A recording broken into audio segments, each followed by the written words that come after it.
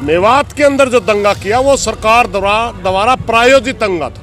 2-3 महीने पहले राजस्थान से 2 नौजवान लड़कों को उठाया गया और उनको जिंदा जला दिया गया भिवानी जिले में लाकर। उसका एक मेन मुलजिम है जिसको मोनू मानेसर के नाम से जानते हैं, गोरक्षा के नाम से हत्या की गई थी। 302 का मुलजिम है। जब वो उस समय वो लड़के जलाए गए तो उसका विवरण देते हुए मोमन खान एक कांग्रेस का एमएलए है, उसने विधानसभा में इस सारी बात को रखा था। मोमन खान भी अपना पेशेंस खो गया था कि उसने कह दिया मोनू या मानेसर अगर मेवात में आ गया तो घंटे की तरह छील देंगे। उसको आधार बना करके बीजेपी ने पूरा मकान छीन दिया। 8, 9, 10 तारीख को विपक्ष ने जो अविश्वास प्रस्ताव लेके आई उसके ऊपर चर्चा होनी और उस चर्चा में ज्यादातर चर्चा मणिपुर की घटना पे होनी थी। विपक्ष ने कौन को सरकार ने ऐसी चीज चाहिए थी जो बराबर में पैरेलल बीजेपी के लोग बोल सके देश का ध्यान बंटवाने के लिए। इसलिए उस बयान का बेस बना करके मोनू मानेसर से वीडियो डलवाई गई कि मैं मेवात आ रहा हूं, उस यात्रा का नेतृत्व करूंगा। और कोई बजरंगी बुजरंगी सड़ा बिरानी के सांग है, वो कवा है कि मैं तारे जमाई आवे। पहले ऐसा माहौल खड़ा कर दिया गया कि जैसे लड़ने के लिए आ रहे हैं। उसमें खुद वहां का सांसद है, मंत्री है सरकार का, उसने भी तायद किया है यात्रा के अंदर तलवार, डंडे, बंदूकों का क्या काम था भाई? यानी सरकार द्वारा प्रायोजित काम था सारा। वरना यात्रा के अंदर हथियार लेके जाते तो फोर्स उसको रोकती। आप क्या करने जा रहे हो? जब वहां उन लोगों को पता चला कि हथियार लेके आ रहे, वो भी इकट्ठे हो गए और उन्होंने सिर्फ एक ही बात पूछी थी इन पे पहला, भाई हमारा जमाई कौन सा हो बताइयो। जमाई पाया नहीं, वो फिर सारे बराती हो, बरातियां ने प्रसाद मिल गया। लेकिन हरियाणा का भाईचारा एक था, एक है, एक रहेगा।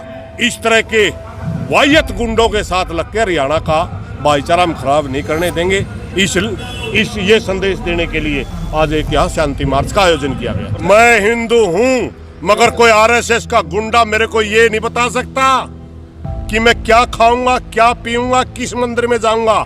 ये मेरे को मेरे संविधान ने आजादी दी है। आर्टिकल 19 के अंदर हर व्यक्ति अब बोल सकता है, अपना संगठन बना सकता है, अपने विचार स्वतंत्र रख सकता है। हम तो इस किस्म के हिंदू थे। हमारे गांव में तो एक सवाल होया करता और एक दादा खेड़न तो क्या कर दे, ये तो बिना नहीं किसी हिंदू बना दिया हमें, बिना मतलब के हमारा हिंदू धर्म का ठेकेदार नहीं आरएसएस है। हम अपने तरीके के हिंदू हैं और अपने तरीके के रहेंगे। इनकी विचारधारा हम नहीं करते स्वीकार कि एक 302 का अपराधी खुला घूमने लग रहा जिसने 2 लड़के जिंदे जला दिए और फिर कहते सरकार प्रायोजित कहाँ हुआ। अरे आपसे सीधी बताने लग रहे सरकार ने करवाया है।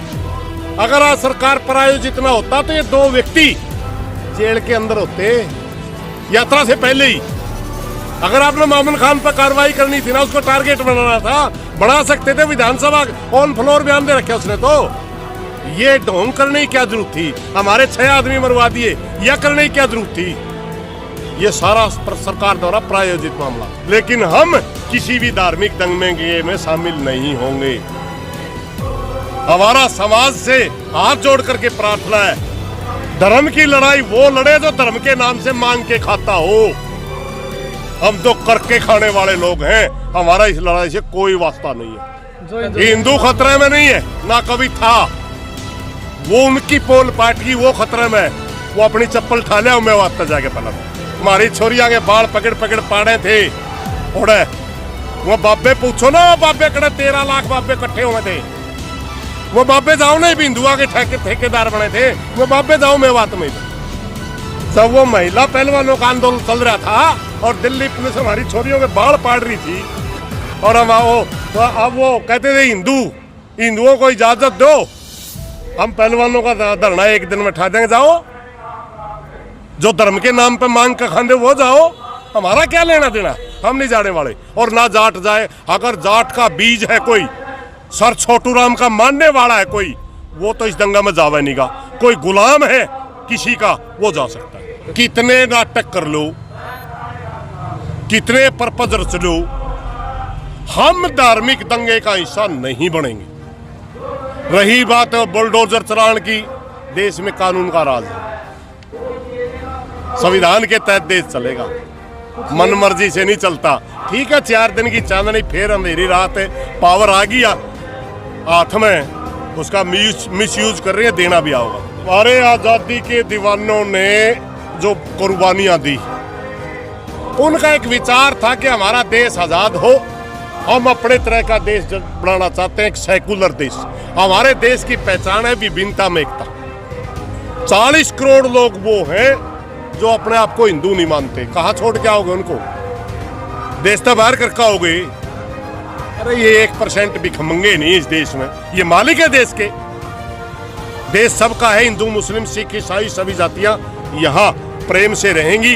हम ऐसे लोगों के साथ मिलकर के इस देश को बर्बाद करने नहीं देंगे। आम लोग आए बड़का का लाल लंगोटे रह के भेज दिए, और जो नारे लानी है पाछा रह गए, पुलिस भी हटा ली।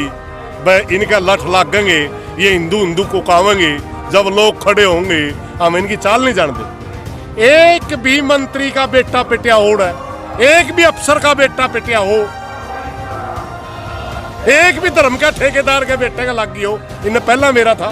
सारी बातों का क्या होना, क्योंकि करवाने वाले ही हैं। सबसे पहले तो है विश्वास प्रस्ताव में जो इनकी बेइज्जती होनी है, उससे बचने के लिए प्रोपगेंडा।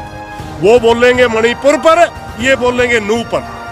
आप लोकसभा की कार्रवाई देख लियो, लोकसभा में जो बीजेपी वाला उठेगा वही कहेगा ये कांग्रेस का एमएलए वहां गोरक्षक को कह रहा था कंठे की तरह छील देंगे।